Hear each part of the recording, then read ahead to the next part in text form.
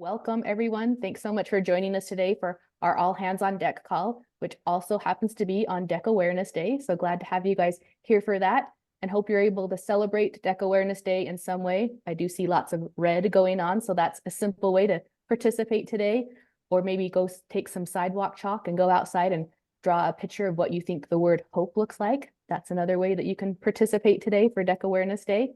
So again, glad to have you all here and appreciate the support. We are super excited for our two speakers today and so glad that you guys can be here to listen from them and learn from them. And also so glad that we will have this recorded so you can re-listen to it or share it with others, because we know it's going to be an awesome call today that we're going to have. So I'm going to start off by introducing Ashton Robertson. So glad to have her. She is out of one of our DEC Alliances in Kentucky. And Ashton, I'll let you introduce the rest of yourself as you get going. And after Ashton concludes, then we'll just take a little pause as we switch over and have Jerry Moe. He's going to be our concluding speaker today. So Ashton, over to you. Awesome. Thank you, Carrie, so much. And thank you, everyone who has joined today's call. It's just so exciting just to see all of the red and just see everyone united together for just the same cause. So I'm really excited to share with you all today. And so I'm going to share my screen now, and hopefully it will work. How are we doing, Carrie? Can you see that? Okay, yep, I see it. Okay, awesome. Great. Well, we'll go ahead and get started then. Okay, so as Carrie mentioned, my name is Ashton Robertson, and I'm the Youth Empowerment Prevention Specialist at River Valley's Regional Prevention Center. I've been here a little over 2 years now, and so I have had the pleasure of working with Carrie and Stacy and just their whole National DEC team. And so we have worked together a lot over the past couple months, and they asked if I would be willing to share my story. And so that is what I will be doing today. So if you were to title my story, I have titled it "ACEs Are Not Destiny, Protective Factors Bring Hope," and someone out there needs to hear your story too.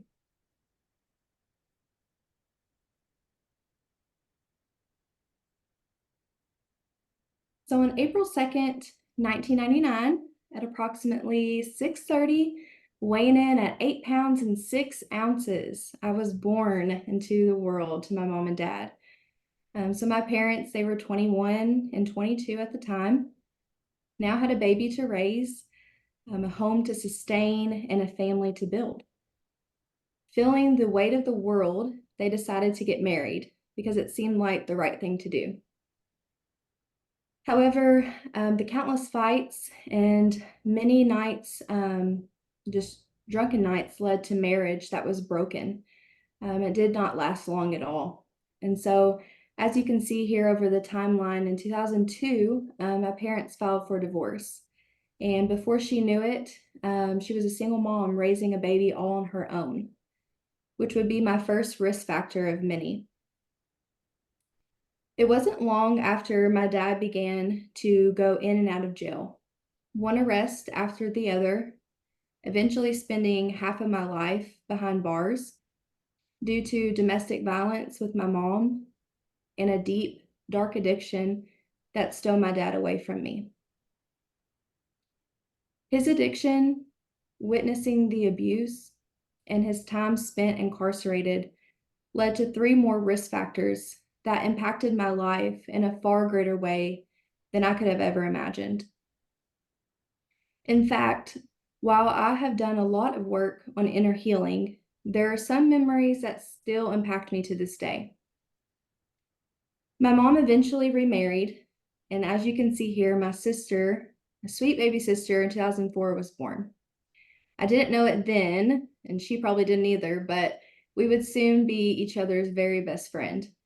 And she grew a lot more hair as well. Nevertheless, a protective factor. So as you can see, my life was far from perfect or even ideal for a child, as I witnessed many things and struggled with a lot of the traumas that I had endured from my childhood. One of my earliest memories happened in elementary school. Daddy-daughter dances came around every year, and unfortunately, my dad missed many of them. While this may not seem like a very big deal, to a little girl who looked around and saw other little girls with their daddies, I always wondered, why isn't my dad here? Even as a young girl, I noticed his absence, and it was hard not to internalize that, to blame myself of why he wasn't around. I remember being in elementary school and having a best friend at the time who I trusted. I shared with her that my dad was in jail. He wasn't really around or in my life. I invited her to my birthday party that year, but she told me she couldn't come. She had shared with her mom that my dad was in jail for drugs, and because of that, her mom said no.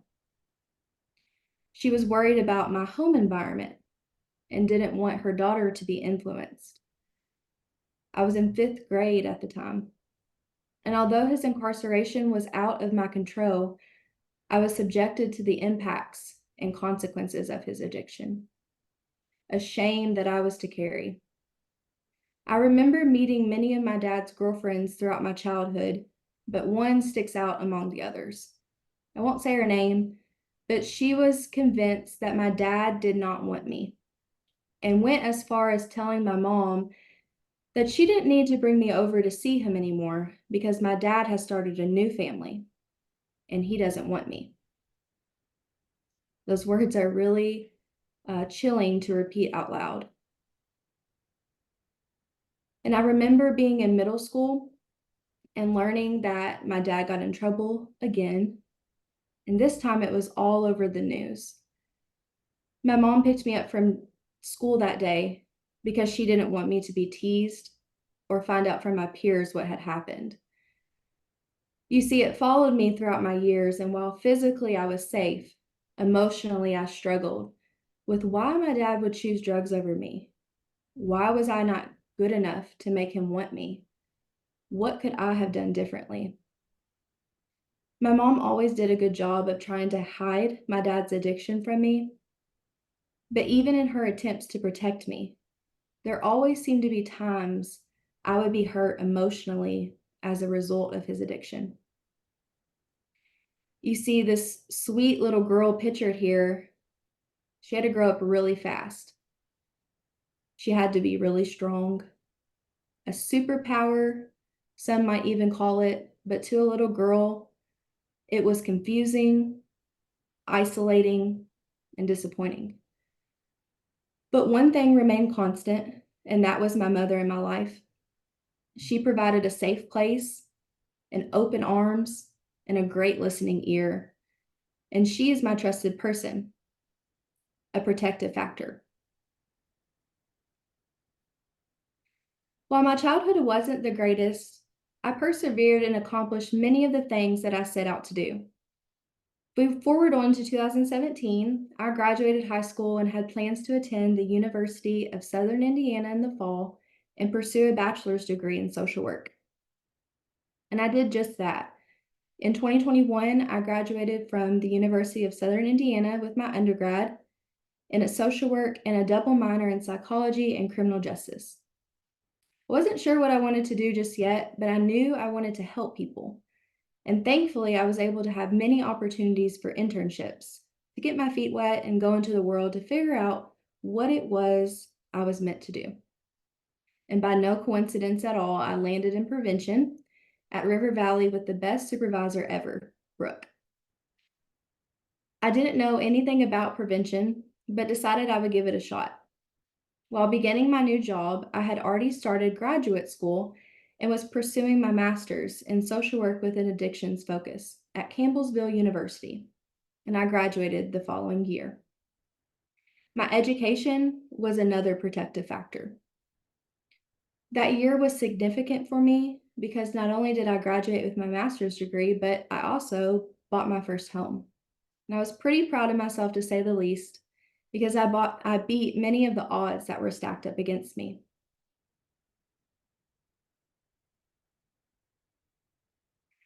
I knew at this point I wanted to help people, I wanted to instill hope, and I really wanted to connect with others. So fast forward to this year, as I mentioned earlier in my introduction, I've worked as a youth empowerment prevention specialist for 2.5 years. Prevention has taught me a lot, and I want to share why it has actually changed my life. I can remember on my last day of internship at our agency's women's rehab, I wanted to share my story with them, much like today, from the lens of a child whose parent has a substance use disorder. At the end, I asked if anyone had any questions. And one woman asked, "What makes you any different than us?" I paused at the question and thought to myself, I have no idea. I have a high ACE score, just like them. I had many risk factors, just like them. And if you were to look at my genetics and family history, it would tell you I had a very high likelihood of struggling with addiction myself. And at the time, I really didn't have an answer to why my life was different. The story was supposed to bring hope, but I left feeling hopeless because there was more that I needed to figure out. But today, I do know. Through the lens of prevention, I understand why it is important to work upstream and why little Ashton became so resilient. When we address the root cause and focus on primary prevention, we increase the impact on individual and public health. What could have easily continued as a generational cycle stopped, and not because I am unique, but because my protective factors outweighed the risk factors in my life. And as a result, I grew in that resilience, which is by no coincidence either, as I was doing some research on my name and where it was derived from. And it turns out Ashton is derived from Ash Tree Town, which symbolizes strength, endurance, and you guessed it, resilience. When we think about negative experiences known as these adverse childhood experiences, in childhood and teenage years, we have to acknowledge the impact it has on their development and life opportunities. In fact, this pyramid here is from the CDC. And according to their study, the more adverse childhood experiences you have in childhood, the greater risk you're at for chronic health problems, mental illness, and substance use in adulthood. Fortunately, though, we can prevent ACEs with PACEs, positive childhood experiences. The best part about these PACEs are that they are free. They are not these ideas that cost a ton of money. They are not for one certain demographic or population. In fact, studies show increasing positive childhood experiences helps to build resilience in kids who have experienced trauma. It also fosters good emotional and mental health. A few examples are having the ability to talk with family about their feelings, having a feeling of belonging and support from their friends and peers at school, feeling safe and protected by an adult in their life. Positive childhood experiences help create healthy children. And we are here today to celebrate National DEC Awareness Day. And if you didn't already know, the DEC vision is simply that, 100% healthy, safe children, families, and communities free from the negative impact of substance misuse and drug activity. How do we do that, you might be wondering? Well, I would challenge you to start with your role now and think about the children that you influence and how you can increase their protective factors. The number one protective factor in a child's life is to have a trusted adult.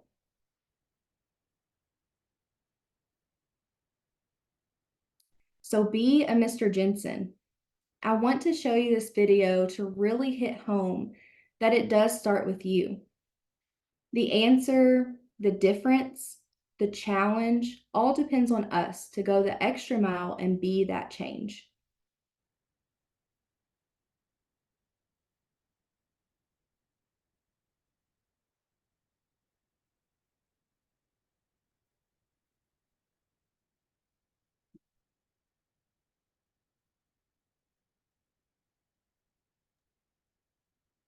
It's not playing for us, Ashton. Is it playing on your end? Okay, let me. Let's get spicy, America, with our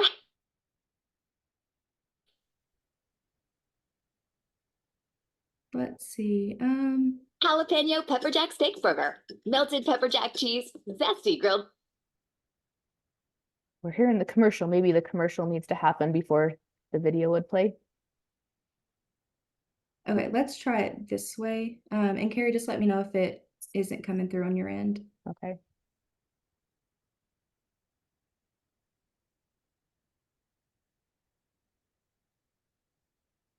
I have a lot of memories from when I was a child. One that's always stuck out to me, though, was when I was about 10 years old and I was in school and I struggled. And I didn't struggle with English, math, or science. I struggled holding still. And I would try to listen and focus and process ideas, but I couldn't help myself. Then, to be honest, I would sit there and then I would just start tapping. And the students in the class would look at me and they'd say, "Hey, stop tapping." A lot of the time, I didn't even realize I was doing it. And then eventually, even the teachers got after me and they would yell at me and they'd say, "Clint, you have to stop tapping." It got so bad that I got sent to the principal's office for tapping. And he said to me, "Okay, maybe when you go back to class, just try sitting on your hands." So I did. I went back to class, and when I felt myself starting to tap, I did this. I sat on my hands. And that worked for about 5 seconds. One time I was tapping in class, and my teacher, Mr. Jensen, looked at me and he yelled. And he said, "Clint, stay after class." And I thought to myself, this is it. I am done. Now, I've always been the type of person that believes that a single moment in time can change a person's life. And this was one of those moments for me, and I will never forget it. And so I was sitting there with Mr. Jensen and an empty classroom. And he walked past me and he sat next to his desk and he said, "Clint, come here. I want to talk to you." And as he looked me right in the eye, he said, "I need you to know something. You're not in trouble. But I do have just one question that I have to ask you." And he asked, he said, "Have you ever thought about playing the drums?" And in that moment, Mr. Jensen, he leaned back and he opened the top drawer of his desk. And he reached in and he pulled out my very first pair of drumsticks. And he held them in his hands and he looked at me and he said, "Hey, Clint, you're not a problem. I think you're a drummer."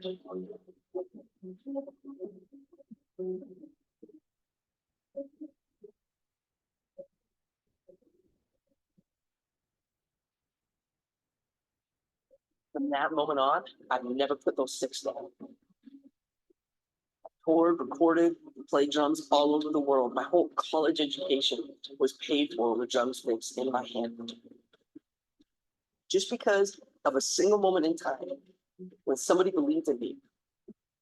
And he saw something in me that I didn't even see within myself. And from that moment, I learned that there's a difference between being the best in the world and being the best for the world.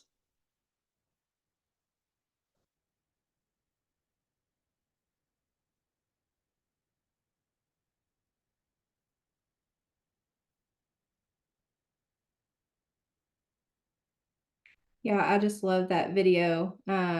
It's a tearjerker for sure. Let me make sure that this goes back.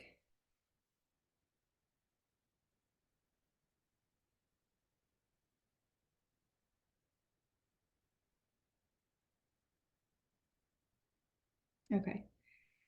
So yeah, I loved what he said. It takes one person, right, to make a difference and to see something in you that maybe you didn't see in yourself. And for me, that was the case. And so growing up, like I mentioned, my mom was a protective factor for me. My sister was a protective factor for me.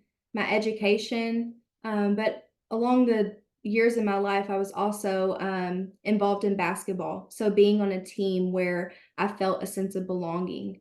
I had a coach who poured into me and was a mentor to me. And so all of those things are perfect examples of positive childhood experiences that can really negate the outcomes of risk factors and adverse childhood experiences. And so, as I begin to wrap up, I want to remind you that while research has a lot to say about the risk factors associated with adverse childhood experiences, it does not determine the outcome of their life.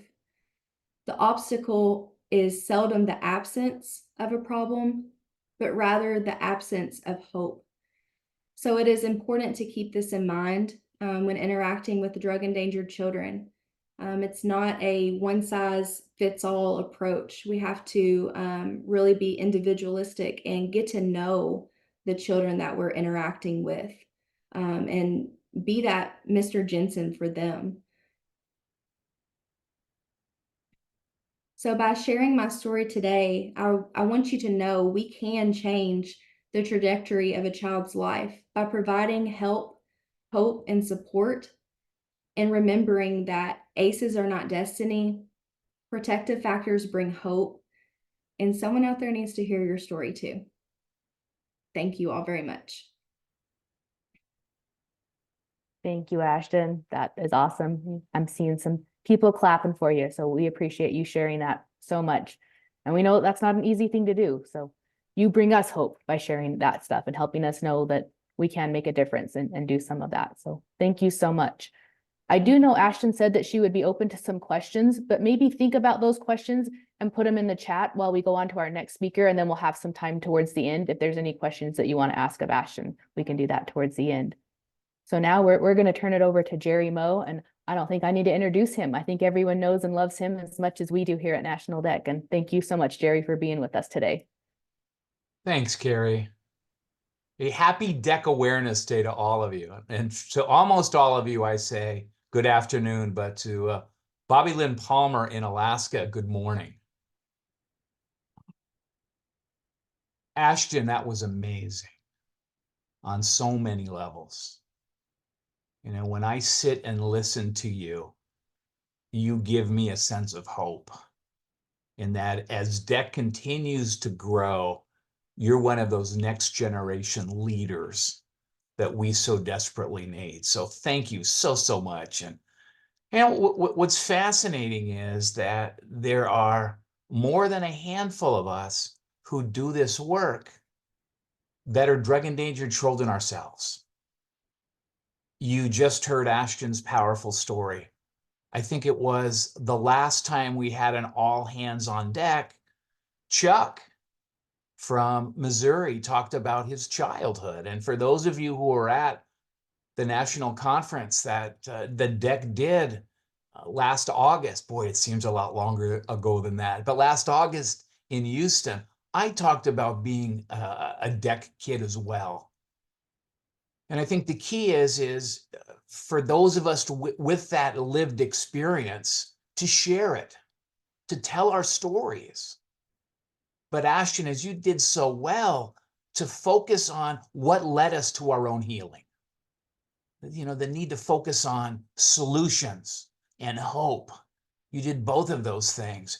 You know, as a counselor, I can't change children's risk factors. They're just there. But boy, can I make an impact on protective factors? Can I build that healthy relationship?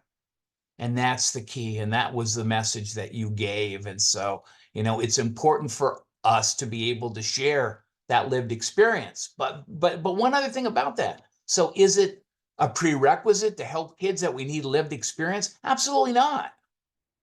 I think there's some people with lived experience that if they haven't done their own work and they haven't done their own healing, can actually be a liability.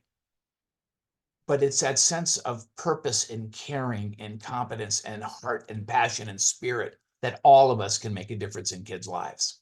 And so today for me, no PowerPoint. You believe that? Zero. I'm detoxing PowerPoints. Absolutely no PowerPoint. Yeah, and no statistics. I'm not going to throw one statistic at you, I promise. No children's artwork. I just want to have a conversation with you. That's all. And so for those of you who are on camera, you know, take a good look. We're looking at folks all across the United States that spend so much time doing what? Making a difference in the lives of kids and families. You know, if there's a sisterhood and a brotherhood, it's right here with where we're at right now. And before I talk about the children, just want to spend a couple of minutes and look at all the tools that we have at our disposal as a result of the National Alliance for Drug Endangered Children. And first of all, maybe the biggest treasure is the staff at the national office. I'm talking about Stacy and Eric and Carrie.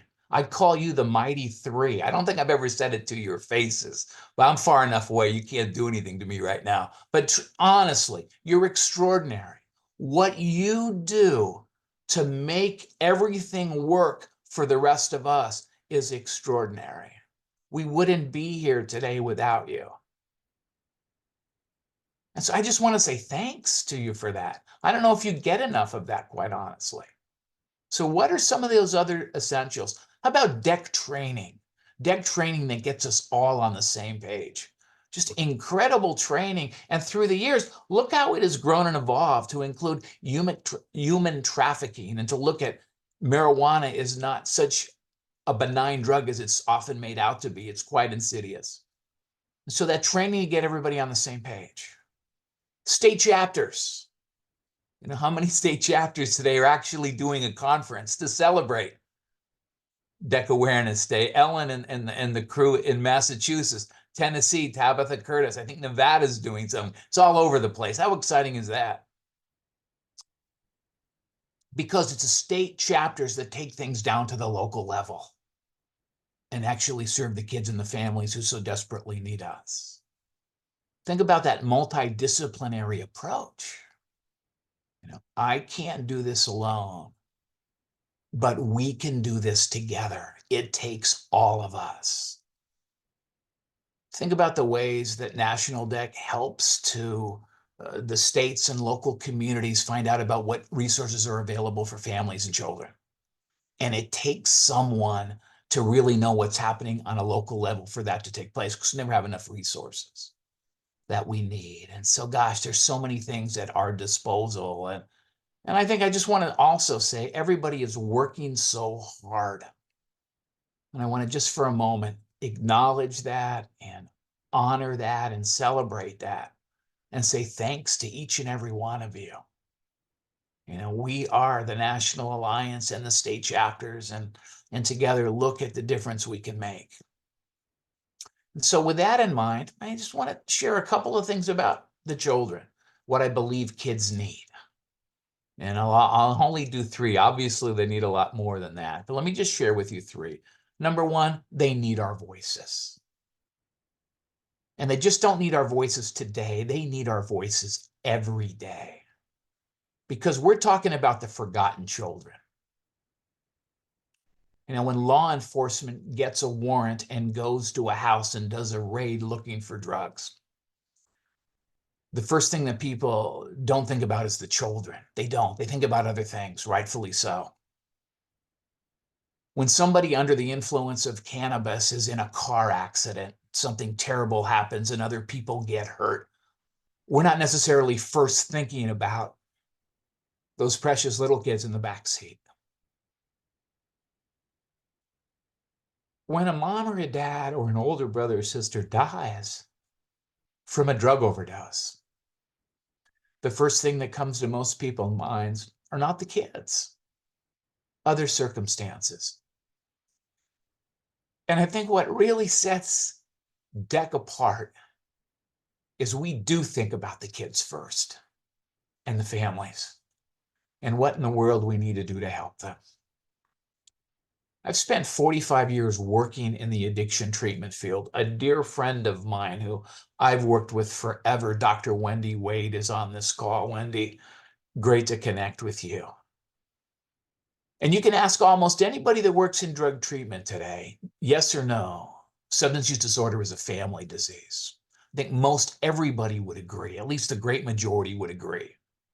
And yet today, why are there so few services for children and for families?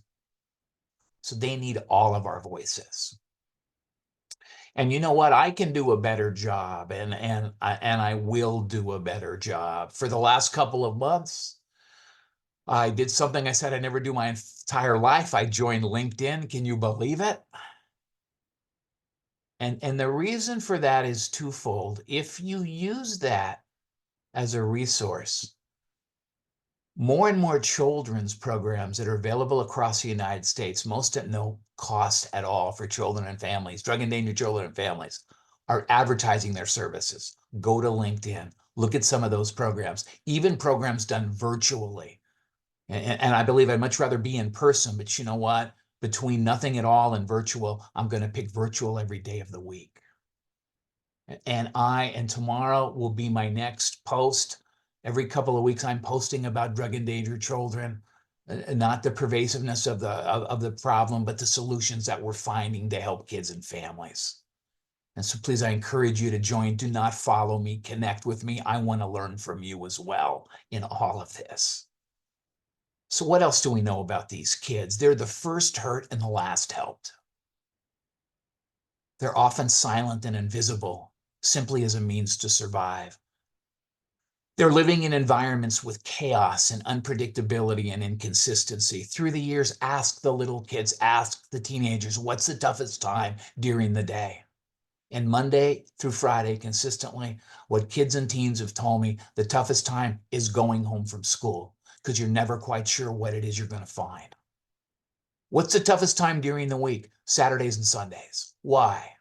Because they just simply don't have the structure and the predictability and consistency that school largely affords.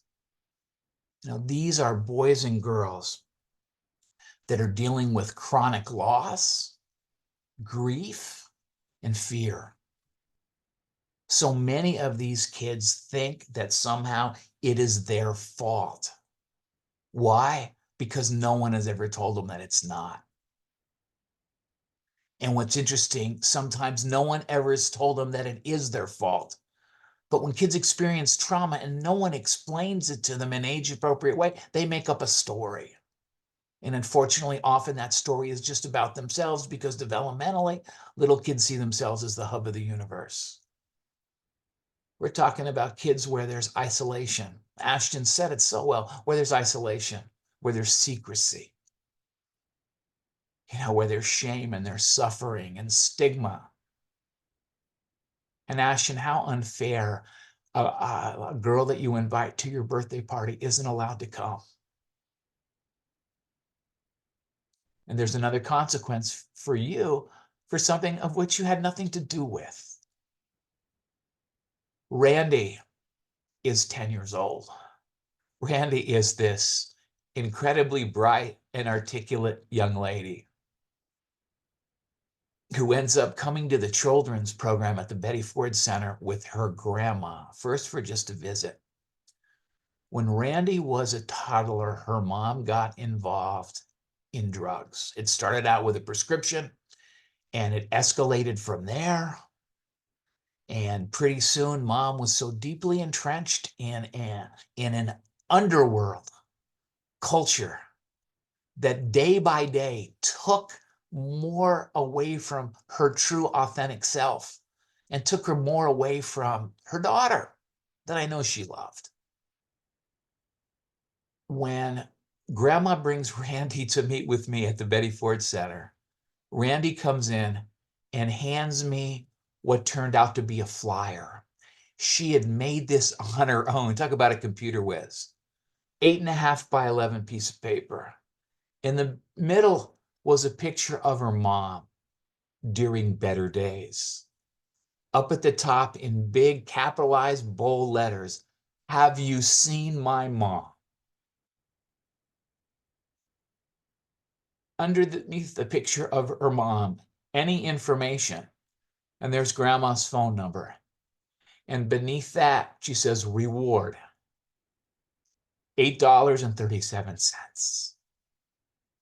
And when I sat with her and she was so proud, I said, "Where did you get that kind of money?" And she said, "That's all I have in my piggy bank." And so as one of the other counselors was showing Randy around the children's program, I sat with grandma, and grandma said, you know, what's bringing me here? She wants to go outside the supermarket every Saturday and Sunday morning and hand out these flyers. She wants to knock on doors and go around the neighborhood to see if anybody has any information. And I told grandma, let her do that right now before the children's program, because you got to understand, that still gives her just a little smidgen of hope because no one else is doing anything. So she's trying to do something. Make it for a short period of time. And then she comes through the children's program and she learns that it's not her fault, but she's got this hole in her soul and she misses her mom so very, very much. Randy is one of those DEC kids, like Ashton and like Chuck and like me. These kids need our voices. Secondly, they need our protection in order to stay safe. Think about National DEC's vision, 100% healthy and safe children, families, and communities. And these boys and girls often find themselves in incredibly dangerous situations. Through the years, I've had boys and girls who've been taught to go in and shoplift in supermarkets and to just try to steal steak and other things for a lot of money and then bring them outside where mom or dad off to the side will sell them. I recall two little kids who were taught to make this huge distraction in a jewelry store in Los Angeles as their mom and dad attempted to steal jewelry from the store. Many examples of kids in a car with a mom or a dad or an older sibling, and the car's pulled over by the police, and the kids are given the drugs to hide on their own person somehow.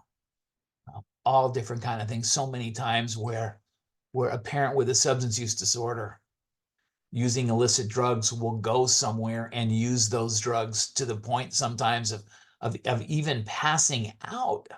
And then those kids are unprotected around a bunch of people that are just unsavory characters. I don't know how else to describe it. Bobby's 12 years old. Bobby was brought to the children's program by his uncle as a result of a referral by Children's Protective Services. You know, Bobby checking us out 2.5, 3 days, making sure that we're okay, because could see us as just being part of the enemy. And then finally, you know, at one point, telling the other kids as they were sharing stories, not during the group time, but just during the time that the little kids were hanging out in between activities, and was saying that sometimes he would not go to school and he'd go with his mom who was dealing drugs. That's how she was able to support her addiction. And overhearing him when I had a chance later. So I asked him, so when you do that, are you trying to protect your mom when she's dealing drugs? And he says, well, kind of. I go, Bobby, what is it?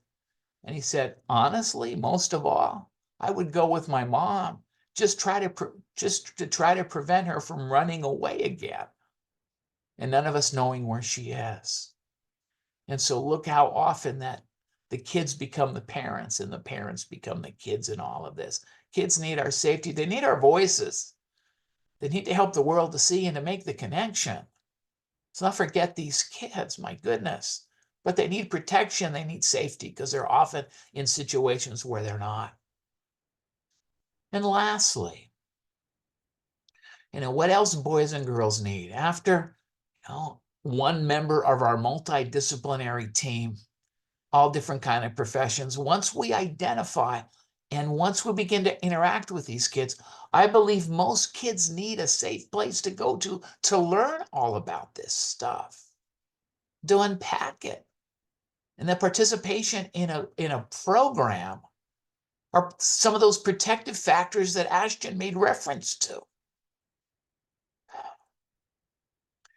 And they need to be in a program with other kids who've gone through the same exact experience. And I'll tell you, when boys and girls and teenagers are able to do that, the sense of relief that I'm not the only one And somehow it kind of helps to normalize the craziness of this situation. And often in a program that Wendy and I would do, sometimes kids that second day would make that connection. So you get scared too on the weekends, or you think somehow you did something wrong. You think it's your fault too. Or when the holidays or your birthday comes, you don't want to get your hopes up too much, only to get them dashed. Kids need to be in a program together. And, if anything, through all these years, what I'd recommend these days is we need to take these programs to the schools. That's where they need to be. Because otherwise, we're asking kids to get to places that they often can't do. And, Mrs. Ford would always tell Wendy and I, go to where the kids are, go to where the adolescents are, go to the schools. For these programs need to take place. And basically, there's 3 things that need to happen in them. And this is all based on the science on prevention. Number 1, we need to give kids accurate, age-appropriate information. So vital. We need to teach kids some major messages like, it's not your fault. Ashton talked about that. You're not alone. There are safe people and safe places that can help. When the holidays come this year and I finally get my few minutes with Santa, whether I've been good or not, here's what I'm asking for this year for Christmas. You know how we have these? When I look at this, I get chills.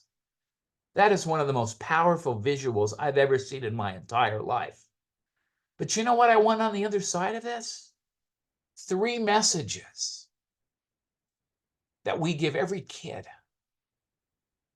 and every teen that we work with. 3 messages written in a way where they're not going to get in trouble. Could you imagine?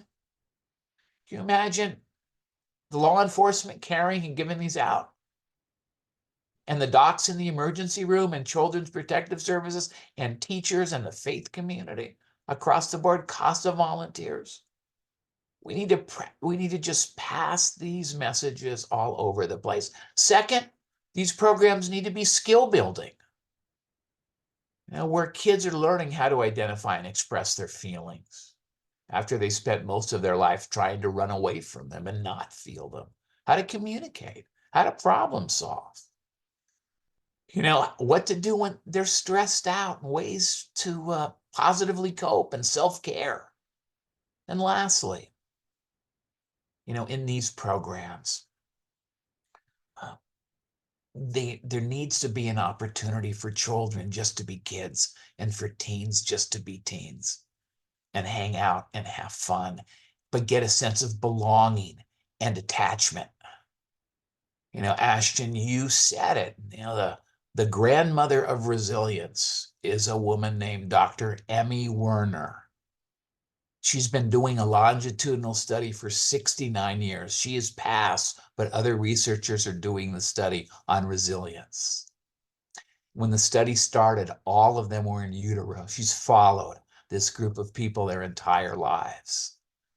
And Emmy's written many books, but what she says, is exactly what Ashton says. She says it this way: the presence of a caring, nurturing adult in a child or adolescent's life is what opens the door to resilience. It's the relationships that we have. And yet our kids, our DEC kids, are often isolated and in silence, afraid that more kids are going to find out what's going on in their homes. We need to create safe places where kids belong and feel safe and have other kids who've gone through the same experience. So let me just end with a story and hopefully a message of hope.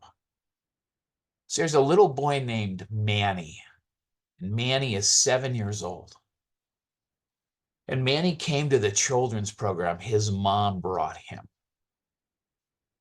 And this is an all-day program. So you get to hang out with kids all day long for multiple days and really kind of enter their world a little bit.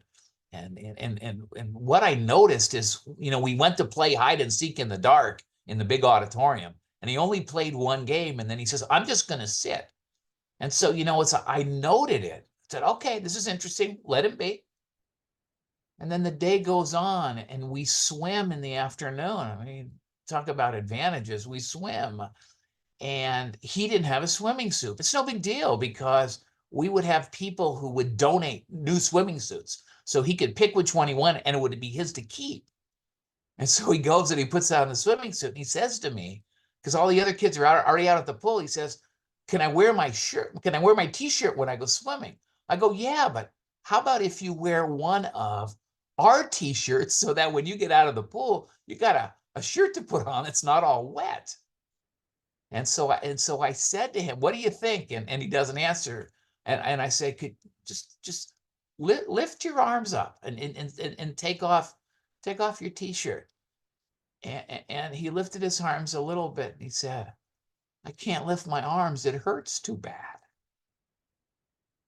Really? What happened? I can't tell you. Okay. Well, if somebody hurt you, I want you to know it's not your fault. You're an amazing kid. And I've got a lot of friends who I think could help. If you need some help right now. I said, hey, could I just take a look? And he shook his head. And I just lift up the bottom of the t-shirt. Oh, the amount of bruising, I've never seen anything like it in my entire life. And I said, okay, well, right now, I'm going to do everything I can to keep you safe. And he looks at me and says, what about my mom? And I said, if she needs to be safe, we'll do everything we can to. I had someone take my place out in the kids program. The first call I made was Children's Protective Services, right to the cell of the supervisor in our county, dear friend, Marie. And she says, we're 10 minutes away, coming right now. And then I called 911 and called the Riverside County Sheriff's Department, who we're really tight with. And they're coming quickly. But there's one deputy who is just magical with kids. And so I called his cell number. And he wasn't working that day. And he says, I'm 5 minutes away. I'm coming right now. And so within minutes, that man, he had CPS, he had 2 sheriff's department folks. He got mom on the phone. She came over. Something come up, she came over. And over the next couple of hours, mom and that little guy were both checked out at Eisenhower Medical Center. It happened, the ER doc was this lady who's also wonderful with little kids. And a few hours later, that family, that mom and that little boy went straight to a shelter 2 counties away, because it turned out that this guy, mom's boyfriend, had a long history of assaulting women. And they went. And what was amazing is as he was leaving, because they weren't even going back to where they lived, as they were leaving, someone had dropped off a teddy bear. Someone, when patients leave the Betty Ford Center, sometimes they're given gifts and they give it to the children's program. And I gave that little guy that teddy bear. And he just hugged it and off they went. And you know what? I had never heard anything about what happened to that little guy till last week. He's graduating from university coming up, so it shows you how long ago it was. And look at the team effort. Look how everybody played a part. No way could we ever have done that without. And what had happened is, after they left the shelter, Mom and Manny went to go live with her mother in the Pacific Northwest. And that mom did a 1-year treatment program for substance use mental health disorder program, focusing so much on childhood trauma that she had gone through and never addressed. According to Grandma, Mom spent the rest of her life in recovery. A little boy got his back. And she died a couple of years ago of natural causes. And last week, Grandma was cleaning out the closet in the room that he used to be in and opened up the drawer and found the teddy bear. And that little guy who's now a man has a letter. Now he's got an address, an email address to send it to. Why do I tell that story? For hope, because we can all play such an important part in this. We all have a role to play, to stand up, to give voice, to say no more, to protect the best way we know how, and to give kids safe people and safe places in their lives. That no matter what might happen to their mom or dad or their older sibling, whether it's a happy ending or a continuation of the insidious of substance use disorder, kids can go on in their lives. Just like Ashton has gone on in hers. Now helping people of service. And helping people in despair and hopelessness actually find it. So, the your children, all the state chapters, all the local efforts. Bless us all.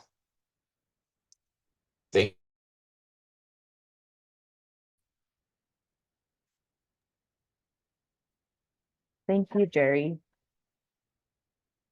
That is pretty powerful, and appreciate the hope that you guys both have given to us today. And just, yeah, both sharing your stories and your experiences.